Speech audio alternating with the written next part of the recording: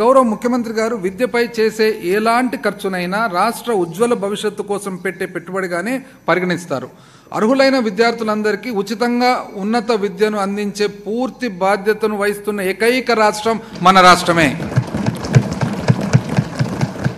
జగనన్న విద్యా దీవెన ద్వారా 11,901 కోట్ల రూపాయలు మరియు జగనన్న వసతి దీవెన ద్వారా 4,276 కోట్ల రూపాయలు ఖర్చు చేయడం వలన ఇప్పటి వరకు 52 లక్షల మంది విద్యార్థులకు లబ్ధి చేకూరింది.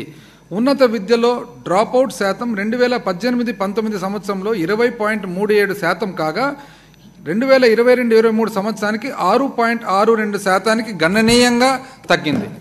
అవుట్కమ్ అధ్యక్ష ఎంత అధ్యక్ష? ఖర్చు వచ్చేసి 11,901 కోట్ల రూపాయలు అధ్యక్ష. జగనన్న విద్యా దీవెన, జగనన్న వసతి దీవెన వచ్చేసి 4,276 కోట్ల అధ్యక్ష. లబ్ధిదారుల అధ్యక్ష 52 లక్షల మంది విద్యార్థుల అధ్యక్ష. దానివలన అవుట్కమ్ అధ్యక్ష లాభం వచ్చేసి రాష్ట్రానికి డ్రాపౌట్ రేట్ ఏదైతే ఉందో చదువుకుండే వాళ్ళు బడి వదిలిపెట్టిపోయే వాళ్ళు 2018-19 20.37% అంటే 120 మంది పిల్లలు చదువులు మానేసిపోగా ఈరోజు 22-23కి వచ్చేటప్పటికి 6.62% గణనీయంగా తగ్గింది అధ్యక్ష.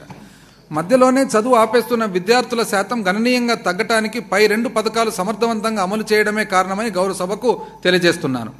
ప్రపంచవ్యాప్తంగా ప్రఖ్యాతిగాంచిన 50 విశ్వవిద్యాలయాల్లో ఉన్నత విద్యను అభ్యసించుట కోసం ఎంపిక కాబడిన ప్రతి పేద విద్యార్థికి జగనన్న విదేశీ విద్య దీవెన పథకం కింద 1,27 భాగాలుగా మనం దాన్ని విభజించవచ్చు అధ్యక్ష.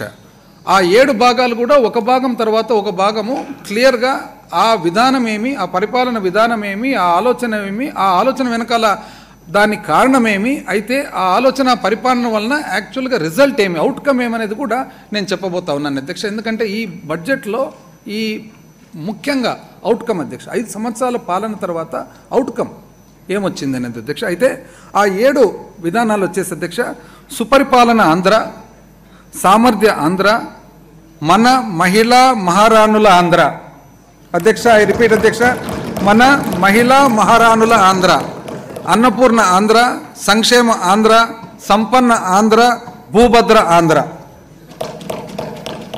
మొట్టమొదటి అధ్యక్ష సుపరిపాలన ఆంధ్ర. పాలనా వికేంద్రీకరణ, గడప వద్దకే ప్రభుత్వం.